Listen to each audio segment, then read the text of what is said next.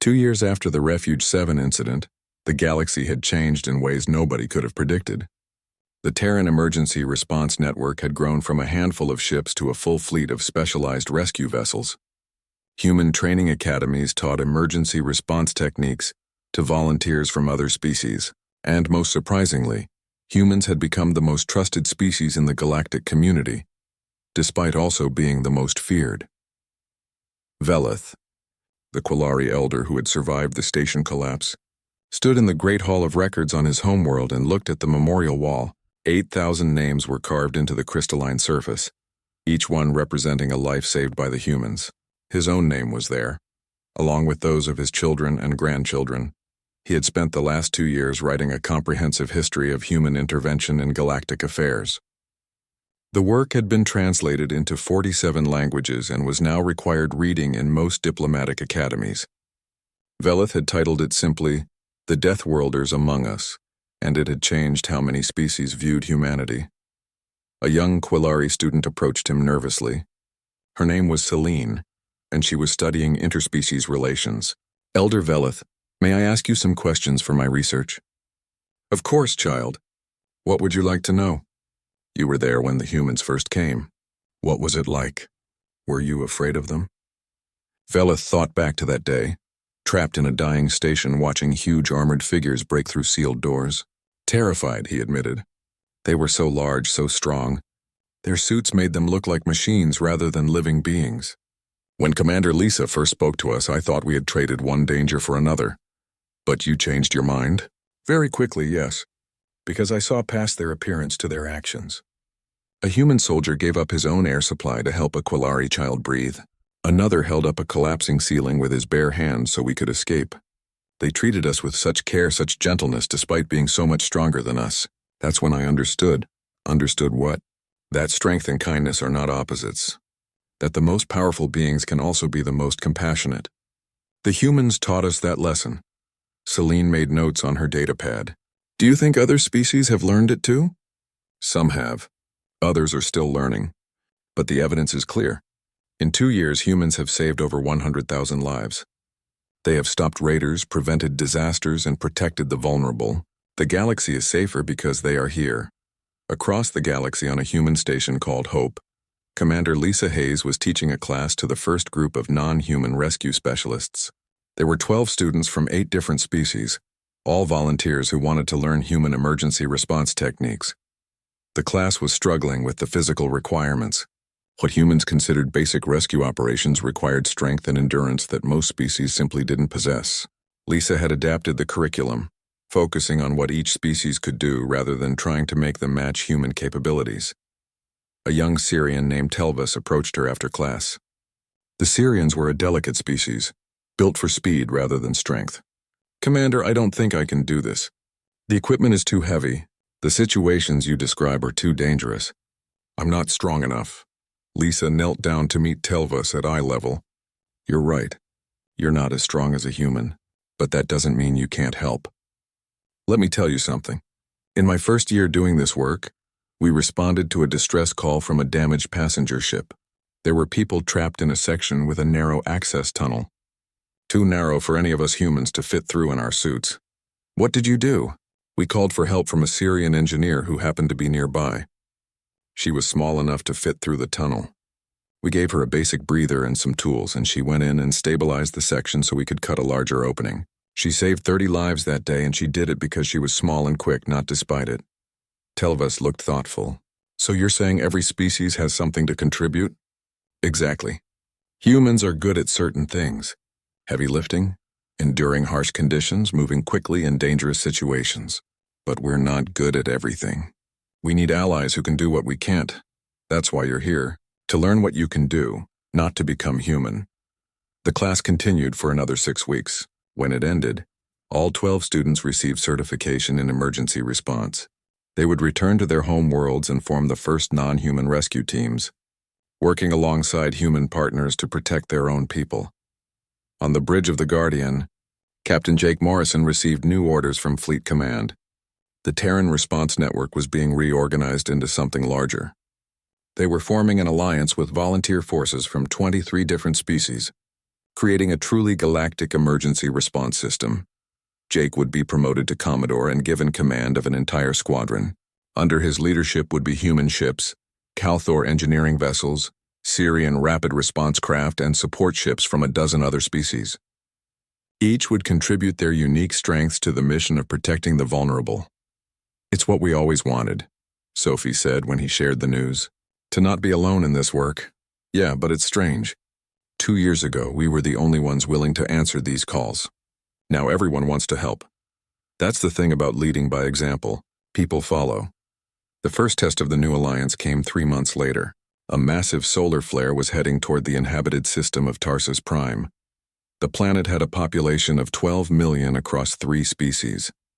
Evacuation was impossible in the time available, but the orbital shields could be reinforced if someone could repair the damaged generator stations. The generator stations were in geosynchronous orbit, directly in the path of the incoming radiation. Working there would expose repair crews to deadly levels of energy.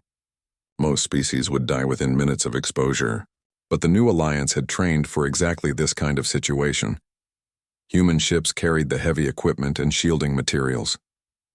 Calthor engineers, naturally resistant to radiation, performed the repairs. Syrian pilots flew supply runs through the dangerous orbital space, their small, nimble ships dodging debris and energy spikes. A dozen other species contributed in smaller but vital ways, coordinating logistics, providing medical support, and maintaining communications. The operation took 18 hours of continuous work. 3 human crew members suffered severe radiation exposure and had to be evacuated. A Calthor engineer died when a solar flare caught him outside the shielding, but the shields were repaired. When the main solar event hit Tarsus Prime, the planetary shields held. 12 million people went to bed that night unaware of how close they had come to disaster. Admiral Elena Vasquez delivered the eulogy for the Calthor engineer at a memorial service attended by representatives from 40 species. His name was Treshkor, and he had volunteered knowing the risks. Treshkor died protecting people he had never met, Elena said. People who were not of his species, not from his world, but who needed help. He learned that from us, from watching humans answer distress calls. And in learning it, he taught us something in return. That bravery and compassion are not uniquely human traits. They are universal values that any species can embrace. In the audience, Ambassador Helen Brooks felt tears running down her face. 2 years ago, she had stood before the Galactic Council, trying to explain why humans acted the way they did. Now she was watching the fruits of that explanation. Humanity hadn't just joined the galactic community, they had inspired it to be better.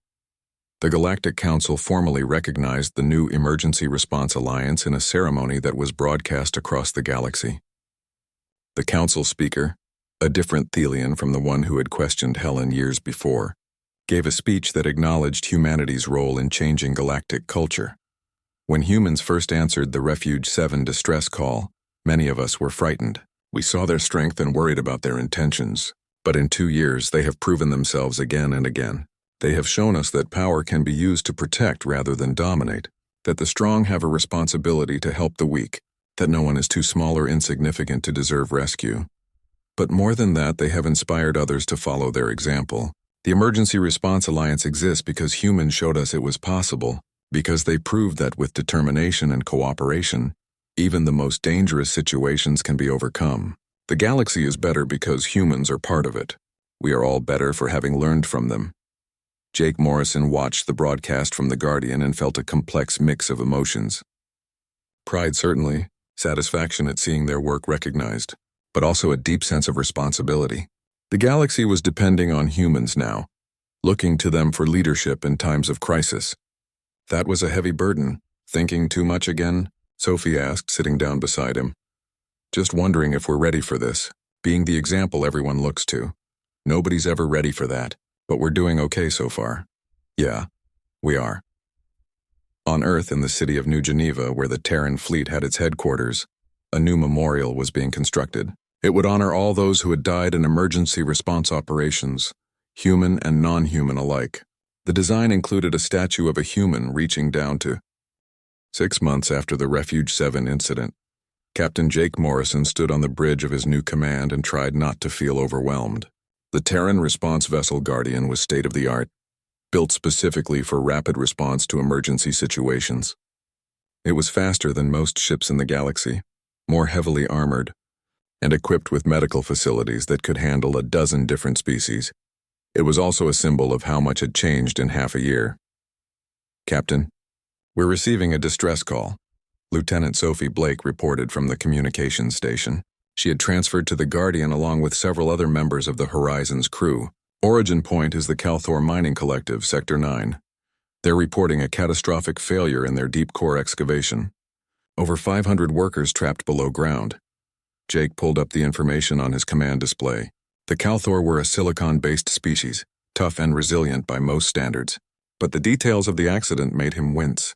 The mine had collapsed during a seismic event, and the lower levels were flooding with superheated mineral slurry. The temperature down there would melt most metals. The Calthor could survive it for a while, but not indefinitely. "How many other ships are responding?" Jake asked. Sophie checked. 3 Calthor rescue vessels are on site, but they can't reach the lower levels. The heat is too intense. They're asking for anyone with heat-resistant equipment to assist. "Of course they are." Jake smiled without humor. "Set course for Sector 9, maximum speed. Tell them we're on our way. And someone wake up Dr. Martin. I want to know exactly what conditions we're walking into." The Guardian jumped to faster-than-light speed, racing across the galaxy toward another crisis that nobody else could handle. Jake walked through the ship, checking on his crew. They were ready. They always were. That was the thing about humans, they adapted fast. Dr. Laura Martin met him in the ready room. She was a geologist and environmental specialist, someone who understood hostile conditions better than almost anyone in the fleet. "I've reviewed the data," she said without preamble. "The lower mine levels are currently sitting at 400 degrees Celsius. The mineral slurry is acidic and under high pressure. It's basically a death trap. For most species, yes. But we've got the new heat suits, right? The ones rated for volcanic environments? We do. They'll protect the crew from the temperature, but we're still looking at extreme danger. The structure is unstable. There could be more collapses. And if anyone's suit fails down there, they'll have maybe 30 seconds before fatal injuries." Jake nodded. "Understood. I'll lead the rescue team personally. Who else volunteers?" Laura raised her hand. "I'm going. You'll need someone who understands the geology to navigate safely."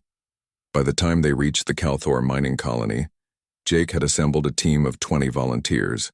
Every single member of his crew had wanted to go, which made selection difficult. In the end, he chose the people with the most experience in hostile environment rescue. The Calthor station manager met them at the docking bay. Her name was Crescital, and she was nearly 2 meters tall, her body covered in crystalline structures that gave her a rocky appearance.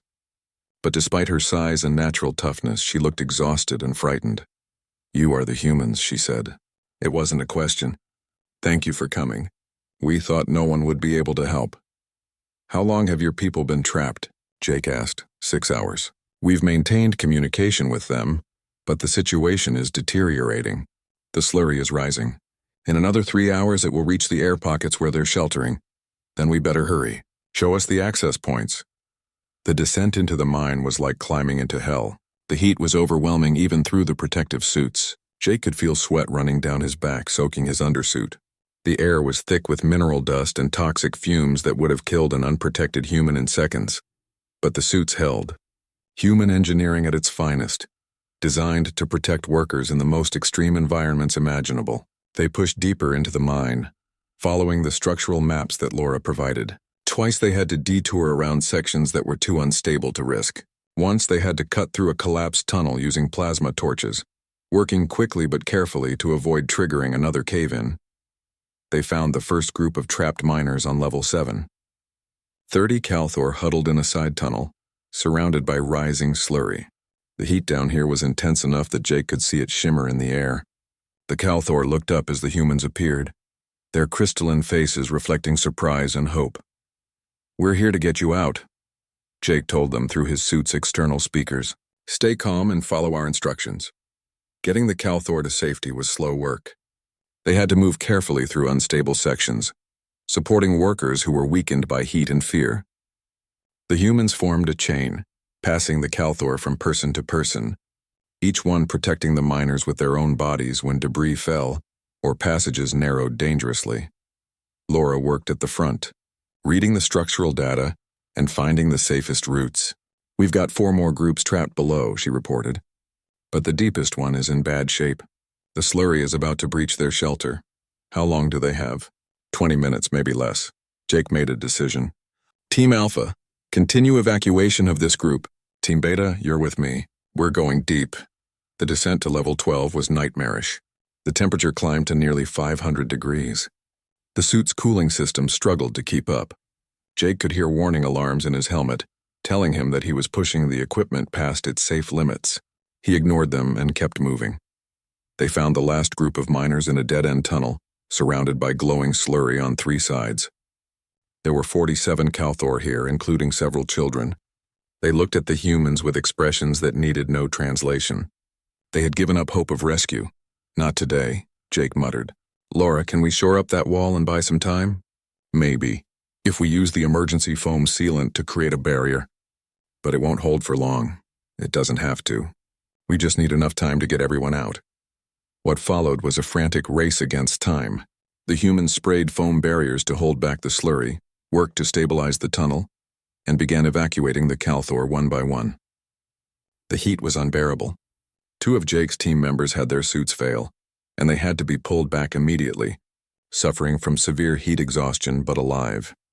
With 5 minutes to spare and the foam barriers starting to fail, Jake carried the last Calthor child out of the tunnel. Behind them, the slurry broke through and flooded the passage they had just left. If they had been 30 seconds slower, people would have died. The return to the surface took another 2 hours. By the time Jake and his team emerged from the mine, they were physically and mentally exhausted. Several team members needed medical attention for heat-related injuries, but all 500 Calthor miners had been rescued. Not a single life lost. Kreshtal stood at the entrance watching as the last humans emerged. Tears, if that's what the liquid running down her crystalline face was, streaked her cheeks. "You saved them all." "We thought it was impossible." Jake pulled off his helmet. His face was red from the heat, covered in sweat and dust. "Impossible just takes a little longer." "How are your people?" "Being treated by your medical staff. They say everyone will recover fully." "Good. That's what matters." As the Guardian prepared to depart, Kreshtal sent a message to the human fleet. It was simple but profound. The humans came when we needed them most. They risked their lives for people they had never met. This is the second time they have proven themselves as protectors. The galaxy is fortunate to have them. The message spread through galactic networks. It joined dozens of other stories about human rescue operations. The mining station at Kepler 7, where humans had evacuated workers from a supernova's radiation wave. The research facility at Proxima Station, where human medics had treated a plague outbreak in an environment toxic to most species. The colony at Far Reach, where human engineers had prevented a reactor meltdown that would have killed thousands. In 6 months, humanity's emergency response network had answered 47 distress calls. They had saved over 30,000 lives across a dozen species. They had gone places that were considered too dangerous for rescue operations and proven that, with the right equipment and determination, nowhere was truly unreachable. Admiral Richard Cross sat in his office at Fleet Command and read the reports. The numbers were impressive, but they came with a cost. Human crews were pushing themselves hard, responding to crisis after crisis with little rest. They were suffering injuries at rates that worried the medical staff. And there was another problem, one that nobody wanted to talk about openly. Humans were developing a reputation, the Deathworlders who rushed toward danger, the saviors who answered calls that nobody else could. It was creating expectations. Every time something went wrong anywhere in the galaxy, someone would ask why the humans weren't responding. Why weren't they there to help? Captain Elena Vasquez, now promoted to Admiral, met with Cross to discuss the issue. "We can't be everywhere," she said. "We're one species, not a galactic emergency service." "Try telling that to the people we've saved," Cross replied. "Or to the ones we haven't been able to reach in time." The emergency session of the Galactic Council was the largest gathering in 20 years. Representatives from over 60 species filled the vast chamber on the neutral station called Unity Point. Everyone wanted to talk about the humans and what they had done at Refuge 7. Ambassador Helen Brooks sat in the human delegation section and tried not to look nervous. She was a diplomat, trained to handle difficult situations with grace and patience. But this felt different. The atmosphere in the chamber was tense, almost hostile. She could feel dozens of eyes watching her, analyzing, judging. The council speaker, a tall being from the Thelian species, called the session to order. His voice echoed through the chamber, translated into 40 different languages simultaneously. We are here to discuss the recent actions of the Terran fleet at Refuge 7. Ambassador Brooks, please stand and address the council. Helen stood, smoothing down her formal suit. Thank you, Speaker. I'm happy to answer any questions the council may have. A representative from the Vortan Collective spoke first. The Vortans were an old species, cautious and deeply invested in following proper procedures. Ambassador, your fleet engaged in military action without authorization from this council. You violated several protocols regarding intervention in ongoing conflicts. How do you justify this? Helen had expected this question. With respect, there was no time for proper authorization. 8,000 civilians were dying. Every hour we waited was another hour they suffered. We could either follow protocols and watch them die, or break a few rules and save them. We chose to save them. The rules exist for good reasons, the Vortan insisted. What if your intervention had made things worse? What if you had started a larger conflict? Then we would have dealt with that problem when it happened. But it didn't. We saved the Quillari. We stopped the raiders. Nobody died except by the raiders' own actions before we arrived. I would make the same choice again. Another representative stood, this one from the Keldan species. The Keldans were known for their military strength and aggressive culture. My question is different, Ambassador. How did your fleet defeat 6 Kresh raiders with minimal losses? The Kresh are formidable warriors, yet your ships fought them as if they were children. Helen glanced at Dr. Nathan Price, who was sitting beside her. Nathan was humanity's chief xenobiologist, and he had prepared a presentation for exactly this question. He stood and activated a holographic display in the center of the chamber. If I may, Ambassador, Nathan said. Helen nodded and sat down. Nathan was a thin man with glasses and the slightly distracted air of someone who spent most of his time in laboratories. But when he spoke about science, his voice was clear and confident. Ladies, gentlemen, and honored beings of all configurations, I'd like to explain something about human biology that I think will answer many of your questions. The holographic display showed an image of Earth. The data beside it made several representatives gasp. Nathan continued, Earth is classified as a Class 12 death world.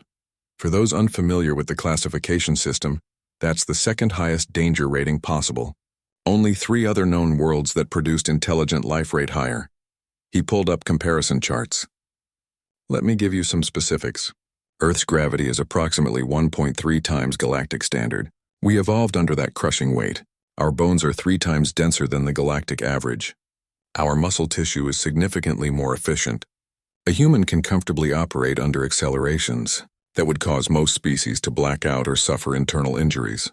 This is why your fleet could perform those maneuvers, the Keldan representative said. Your bodies can handle the stress. Exactly. But it goes deeper than that. Our atmosphere is 21% oxygen. Do you know what most species consider oxygen levels above 15%? Toxic, dangerously combustible. We breathe what many of you would consider poison. Our blood chemistry is designed to carry and process oxygen at levels that would kill most carbon-based life. Nathan brought up images of various Earth animals. Lions, bears, sharks, spiders. Earth is also unique in its biodiversity of apex predators. We evolved alongside creatures that could kill us easily. We learned to hunt, to fight, to survive against beings that were stronger, faster, or more deadly than we were. Our entire evolutionary history is a story of struggling against a hostile environment and winning. A representative from the peaceful Syrian Accord spoke up. Her voice was soft, almost frightened. Are you saying humans are natural predators? We're omnivores, Nathan corrected gently. But yes, we have predatory instincts. We also have something else. Something that I think is more important. We have what human researchers call hyperactive empathy. We feel emotional connections to others very easily, even to species we just met. When we see someone in distress, our biology reacts. We get stress responses that drive us to help. It's not a choice, it's built into how our brains work. This is why you answered the Quillari distress call, the Vortan representative said slowly. You couldn't ignore it. Most of us couldn't know. The idea of letting people die when we could help them is genuinely painful to us on a biological level. Combine that with our physical capabilities, and you get a species that rushes toward danger to protect others. The chamber was silent for a long moment. Helen could see the representatives processing this information. Some looked frightened. Others seemed thoughtful. A few appeared almost relieved, as if this explained something that had been bothering them. The council speaker spoke again. Dr. Price, are you suggesting that humans are both more dangerous and more protective than other species? I'm suggesting that humans are different, Nathan replied. We're not better or worse, just adapted to different circumstances. Yes, we're physically stronger and more resilient than most species, but we're also driven to use that strength to protect others. It's who we are. The session continued for hours. Question after question, concern after concern. Helen and Nathan answered them all patiently. They explained human history, human culture, human values. They showed footage from the Refuge 7 rescue, highlighting how human crews had worked to protect every single Quillari life. Finally, after what felt like an eternity, the Quillari delegation was allowed to speak. Velith, the elder who had survived the station collapse, approached the central podium. He was so small that they had to provide him with a platform to stand on so the other representatives could see him. I am Velith, historian of the Quillari people, he began. I was on the station when the humans arrived. I watched them work. I saw what they did for us. He paused, his large eyes sweeping across the chamber. You ask if humans are dangerous. Yes, they are. I saw their soldiers lift debris that would have required machinery for us to move. I saw their ships perform maneuvers that defied what I thought possible. They are strong and capable in ways that frightened me. But I also saw this. I saw a human soldier named Lisa take off her helmet in a toxic atmosphere to give it to a Quillari child who was struggling to breathe. I saw another human named Paul hold up a collapsing ceiling with his own body so that my people could escape. I saw humans work for 72 hours without rest to ensure every single one of us survived. Velith's voice grew stronger. You fear the humans because they are powerful. I understand that fear. But I tell you this, the galaxy is a dangerous place. There are raiders like the Kresh who prey on the weak. There are natural disasters that kill thousands.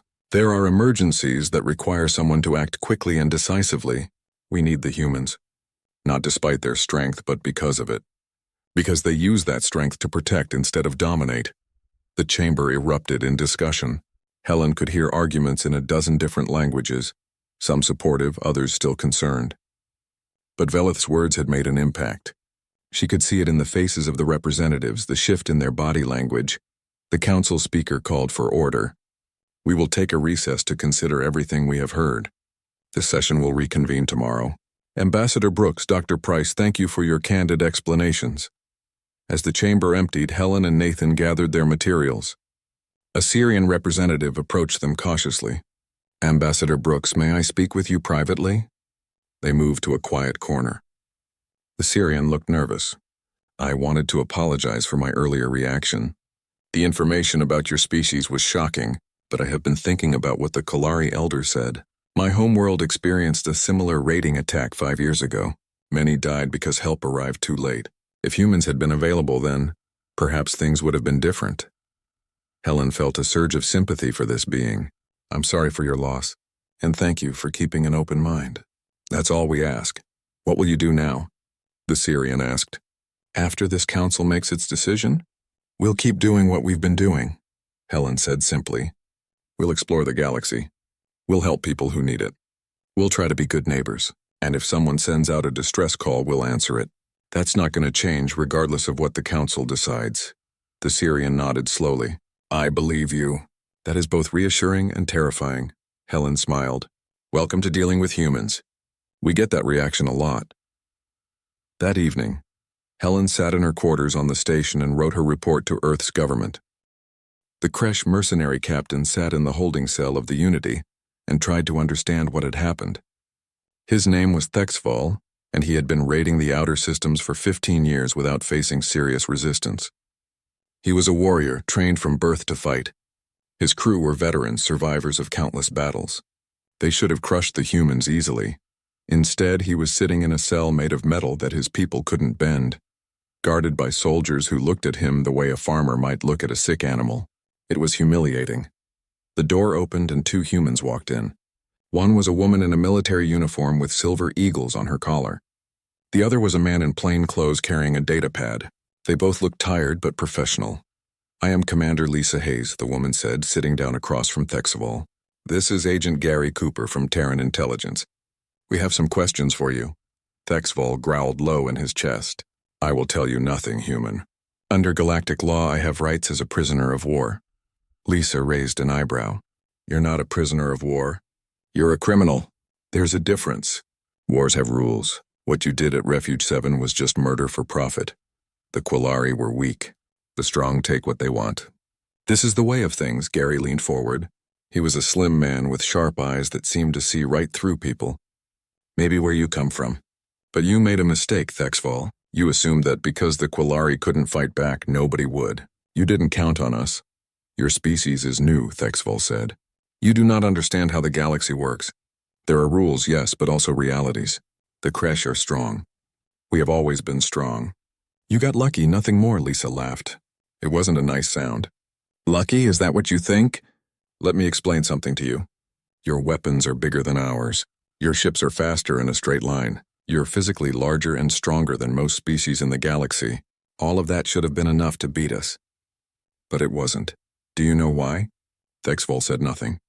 His pride wouldn't let him admit curiosity, but his eyes betrayed him. Gary pulled up a display on his datapad. "This is Earth, our homeworld." "Take a good look." The image showed a blue and green planet covered in swirling white clouds. It looked peaceful enough, but the data scrolling beside it told a different story. Gravity that would crush most species. An atmosphere so rich in oxygen it was borderline toxic. Tectonic activity that constantly reshaped the surface. Weather systems that could level cities. Predators in every environment, from the deepest oceans to the highest mountains. Earth is classified as a Class 12 death world, Gary continued. "Do you know what that means?" "It means survival on our planet is considered nearly impossible by galactic standards. Everything there is trying to kill you. The plants, the animals, the weather, even the bacteria. We evolved in an environment so hostile that just making it to the next day was an achievement." "What does this have to do with anything?" Thexval demanded. "Everything," Lisa said. "It means we're stronger than you. Faster reflexes, better endurance, higher pain tolerance. We can handle accelerations that would kill your crew. We can work in environments you can't even enter. And most importantly, we're used to fighting for survival against things that want to kill us. It's not luck, Thexval. It's biology." The Kresh captain felt something he hadn't experienced in years. Fear. Not of death, that was simple. This was worse. This was the realization that everything he thought he knew about the galaxy's hierarchy was wrong. "The Quillari distress signal," he said slowly. "The frequency. It hurt my crew. Some of them bled from their ears just being near it. But you could tolerate it." "Uncomfortable but manageable," Gary confirmed. "Our hearing range is broader than yours. What incapacitated other species was just annoying to us. That's why we were the only ones who answered the call. That's why we're having this conversation, instead of you celebrating another successful raid." Thexval leaned back against the wall of his cell. "So what happens now? You execute me?" "The Kresh do not fear death." "No execution," Lisa said. "You're going to stand trial. You and your crew will face justice for what you did at Refuge 7. You'll spend a long time in prison thinking about your choices, and maybe, just maybe, you'll learn something. And if I refuse? If I try to escape?" Lisa smiled. "Then you'll learn another lesson about humans. We're very good at stopping people who threaten innocence. Your choice." The interrogation continued for another hour. Gary was thorough, extracting details about the raid, the chain of command, and other Kresh operations in the sector. Thexval answered most questions. He told himself it was to avoid torture, but the truth was simpler. He was tired. Tired of fighting, tired of running, tired of pretending he was invincible when these strange humans had proven otherwise. When they finally left, Thexval sat alone in his cell and thought about everything he had learned. The humans were terrifying, but not because they were cruel. They were terrifying because they genuinely cared. They had risked their lives for a species they barely knew, fought a battle they didn't have to fight all because someone asked for help. What kind of species did that? What kind of warriors showed mercy to their defeated enemies? 3 cells down, another Kresh prisoner was having similar thoughts. His name was Rek, and he had been Thexval's second in command. A human guard stood outside his cell, a young man with red hair and freckles who couldn't have been more than 25 years old. The guard was reading something on a datapad, occasionally glancing up to check on the prisoners. "Human," Rek called out. "I have a question." The guard looked up. "What? Why did you come?" "The Quillari are nothing to you. This was not your fight. You could have stayed away." The guard thought about it for a moment. "Because they needed help and nobody else was coming. That's reason enough. But you risked your lives. You could have died." "Yeah," the guard said simply. "That's kind of what we do. Someone's in trouble, you help them. It's not complicated. Where I come from, such thinking would get you killed. The weak do not deserve protection." The guard shook his head. "That's the difference between us, I guess. We don't see people as weak or strong. We just see people who need help. The Quillari couldn't fight you off, sure, but that doesn't mean they deserved what you did to them. Strength isn't about who you can beat up. It's about who you can protect." Breck had no answer to that. In his culture, in everything he had been taught since he was young, strength was the only thing that mattered. The strong survived and the weak perished. It was natural law, but these humans had turned that logic inside out. They were among the strongest beings in the galaxy, and they used that strength to protect the weak rather than exploit them. It made no sense. And yet, sitting in this cell defeated and captured, Vrek couldn't help but wonder if maybe the humans understood something that the Kresh had missed. News of the Refuge 7 incident spread through the galactic networks within hours. Video footage showed human ships engaging Kresh raiders with tactics that military analysts called aggressively creative. There were images of human soldiers carrying Quillari civilians through collapsing corridors, moving with a speed and strength that seemed impossible. One clip showed a human lifting a support beam that weighed over 300 kilograms, holding it up while others evacuated trapped civilians beneath it. The reactions varied by species. Some praised the humans as heroes. Others expressed concern about having such powerful beings in the galactic community. A few, like the Kresh, began to reconsider their positions on raiding vulnerable colonies. If the humans were willing to travel across the galaxy to stop such attacks, maybe the old ways of doing business were no longer viable. The Galactic Council called an emergency session. Representatives from 40 species gathered to discuss the implications. The debate was heated. Some wanted to know why the humans had engaged in combat without proper authorization. Others pointed out that the humans had only acted after every other species had abandoned the Quillari to their fate. In the middle of the argument, the Quillari delegation arrived. They were led by an elder named Velith, the same one who had met Commander Lisa Hayes in the collapsing station. Velith was small even for his species, barely reaching a human's waist, but when he spoke, his voice carried through the council chambers. "We are alive because of the humans," he said simply. "While you debated protocols and procedures, 8,000 of my people were dying. The humans did not debate. They did not hesitate. They came when no one else would. They fought when no one else could. They saved us when we had given up hope. If that is not heroism, then I do not know what is." The council chamber was silent. What could anyone say to that? Back on the Unity, Captain Elena Vasquez met with her senior staff. They were exhausted but satisfied. The mission had been successful. Every Quillari civilian was safe. The raiders were in custody. Third Fleet was headed back to Terran space with another successful operation completed. "Good work, everyone," Elena said. "Get some rest. We've earned it." As the meeting broke up, Jake approached her. "Captain, I've been monitoring the galactic networks. We're famous now. Everyone's talking about what we did." Elena sighed. "Famous, wonderful, that's exactly what we need.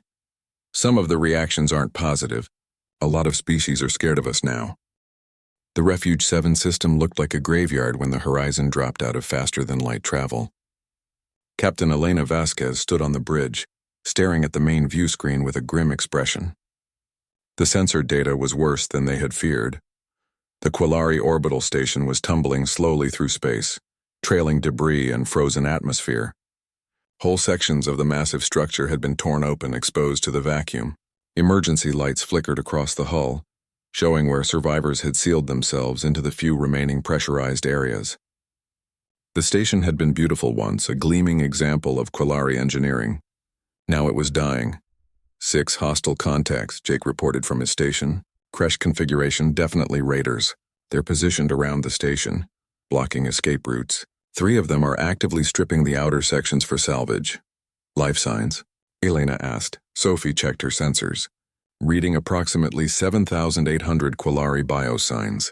Most are concentrated in the central habitat ring. Captain, that section is losing atmosphere. They have maybe 4 hours before the seals fail completely. 4 hours. Elena felt the weight of that number settle on her shoulders. Third Fleet was still 6 hours away. The horizon was alone. One ship against 6 Kresh raiders with thousands of lives hanging in the balance. Combat stations, she ordered. Weapons online, shields at maximum. Open a channel to the raiders. Jake's fingers moved across his console. Channel open, Captain. Attention, Kresh vessels. This is Captain Elena Vasquez of the Terran exploration vessel Horizon. You are in violation of galactic law. Withdraw from the system immediately or face consequences. The response came quickly. A harsh, growling voice filled the bridge, translated into rough English by the computer. Terrans? We have no quarrel with you. This is a business matter. Leave now and there will be no trouble. The business of murdering civilians? Elena's voice was cold. I don't think so. You have one chance to leave peacefully. I suggest you take it. The Kresh captain laughed, a sound like grinding rocks. One ship? You think one ship can challenge us? Your species is new here, human. You do not understand how things work. Go home before you get hurt. Elena looked at Jake and made a cutting motion across her throat. He closed the channel. Well, she said quietly. We tried diplomacy. Tactical plot attack vectors. Target their weapons systems first. I want them disabled, not destroyed. They will stand trial for this. The next few minutes were tense. The horizon moved toward the station, accelerating hard. The Kresh ships detected the approach and began moving into attack formation. They were bigger than the horizon, more heavily armed. On paper, this should have been an easy fight for them, but the Kresh had never fought humans before. The first raider to open fire got a surprise. The horizon didn't dodge or retreat. Instead, it accelerated straight toward the incoming plasma bolts, twisting at the last second in a maneuver that should have been impossible for a ship that size. The Kresh weapons missed by meters. The horizon's railguns didn't miss. Twin streams of projectiles tore into the raiders' weapon mounts. The railguns were human weapons, kinetic kill vehicles that moved too fast for most targeting systems to track. The raiders' shields flickered and died. Its main guns went dark, torn apart by impacts traveling at a significant fraction of light speed. One down, Jake reported. He's dead in space, no weapons, minimal maneuvering. 2 more coming around, Sophie warned. They're trying to flank us, Elena smiled. It wasn't a friendly expression. Let them try. Helm, give me a combat spiral, pattern 7. Weapons, continuous fire on targets 2 and 3. What happened next would be analyzed by military academies for years. The horizon spun and twisted through space in patterns that would have killed the crew of any other vessel. Humans could handle higher acceleration than any other known species. Their bones were denser, their cardiovascular systems more robust. What felt merely uncomfortable to Elena's crew would have caused other species to black out or suffer internal injuries. The Kresh ships were faster in a straight line, but they couldn't match the horizon's crazy, unpredictable movements. Their shots went wide again and again while human railguns found their targets with mechanical precision. Within 10 minutes, 2 more Kresh ships were crippled. The remaining 3 raiders regrouped, finally understanding that they had made a terrible mistake. They tried to flee, but by then, reinforcements had arrived. Third Fleet dropped out of faster-than-light travel like an avenging hammer. 12 human warships, led by the carrier Unity, spread out in a formation that cut off every escape route. The Kresh found themselves surrounded, outmaneuvered, and completely outmatched. Admiral Richard Cross's voice came over the fleet-wide channel. Kresh vessels, this is Admiral Cross of the Terran Fleet. Power down your weapons and prepare to be boarded. Resistance will be met with overwhelming force. 3 of the Kresh ships surrendered immediately. Their captains had just learned a hard lesson about underestimating humans. One ship tried to make a run for it and was disabled by a missile strike from the Unity. The last 2 decided to fight. It was over in minutes. Human ships moved with coordinated precision, their tactics aggressive and effective. The Kresh were tough fighters, veterans of dozens of raids. But they had never faced anything like this. The 2 rebel ships were systematically torn apart, their weapons destroyed, their engines dead. Not a single Kresh life was lost, but their ships were completely disabled. Elena didn't watch the battle. Her focus was on the station. Launch all rescue shuttles. I want teams on that station in 5 minutes. Priority is the central habitat ring. Sophie, coordinate with the other ships. I want a shuttle at every sealed section. Commander Lisa Hayes led the first wave.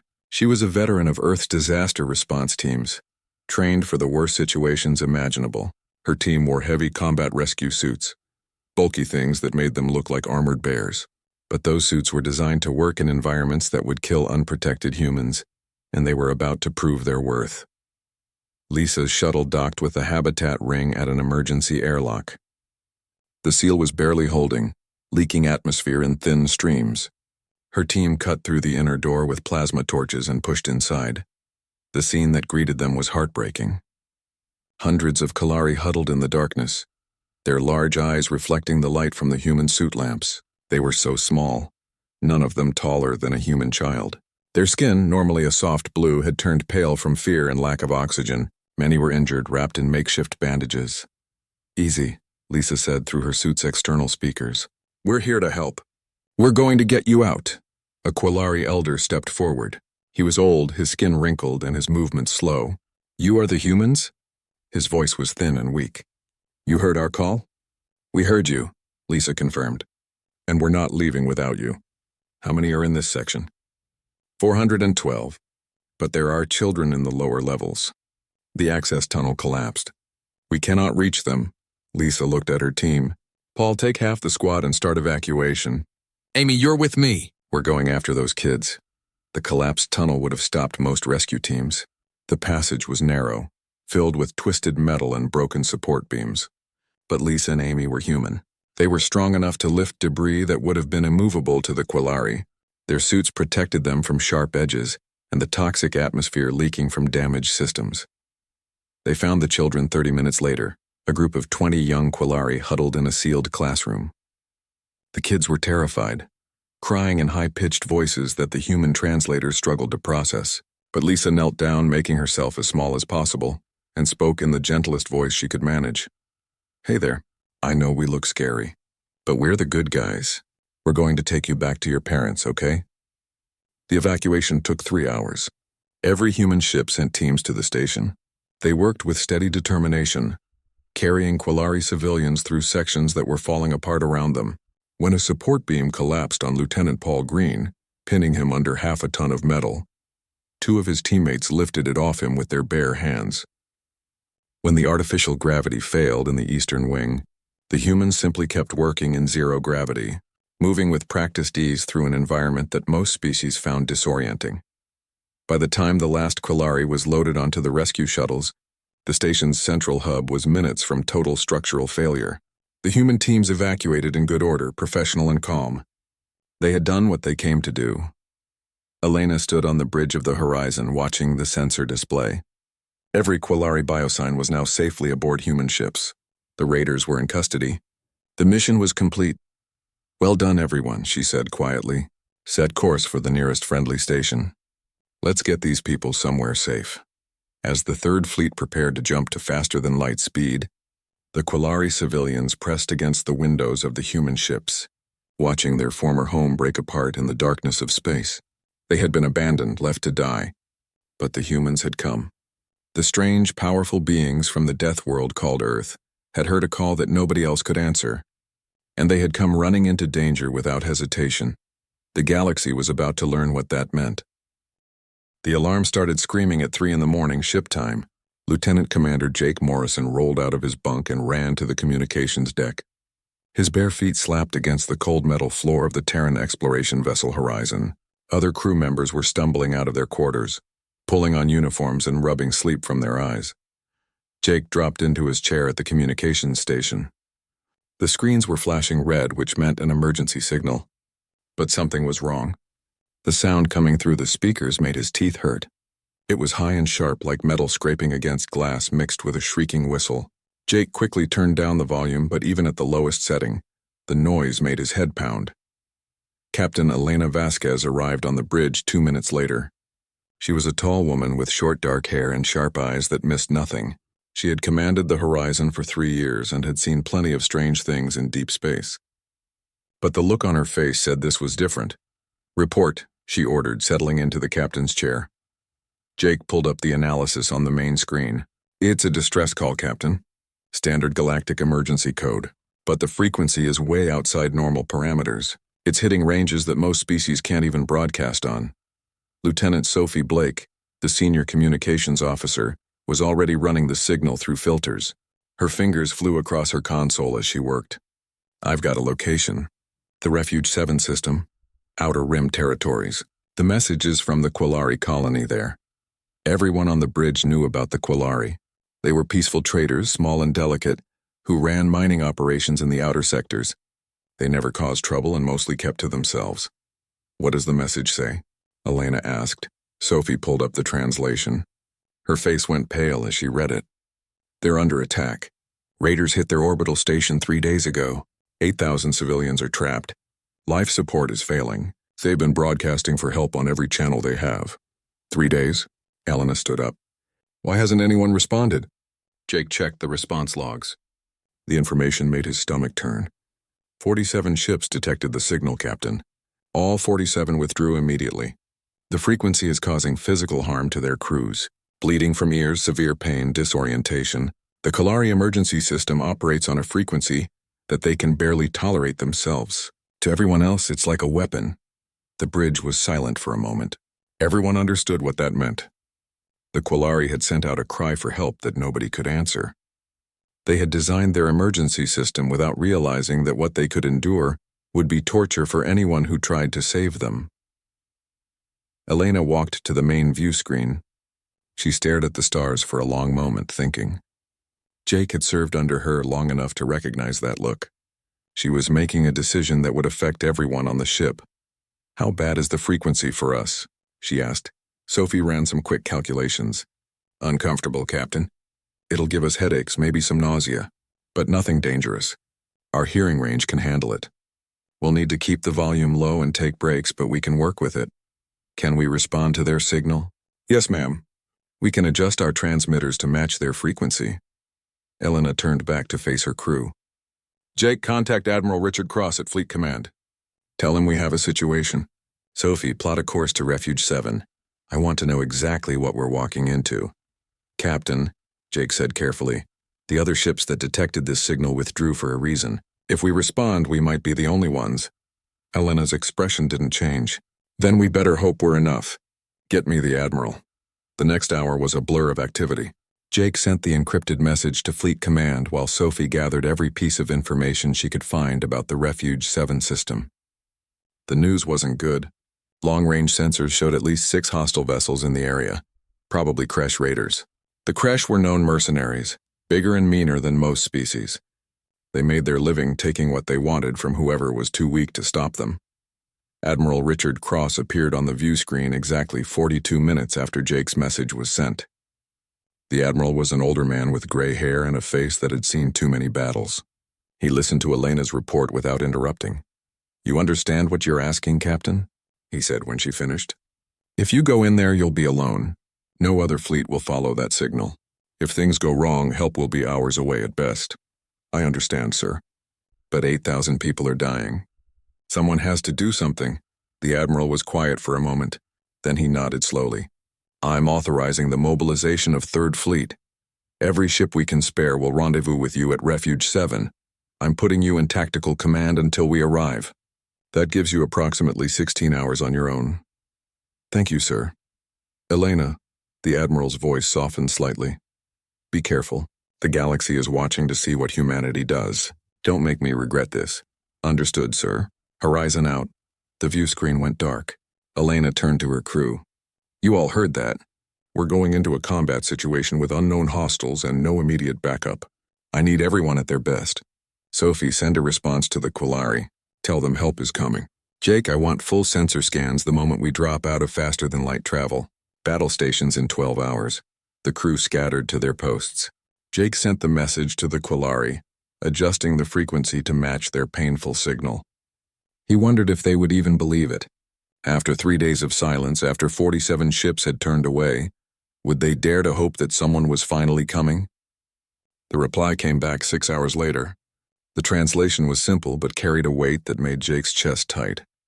We hear you, humans. We did not think anyone would come. Thank you. Please hurry. Jake forwarded the message to Elena. She read it in her ready room alone. When she came back to the bridge, her face was set with determination. All hands, this is the captain.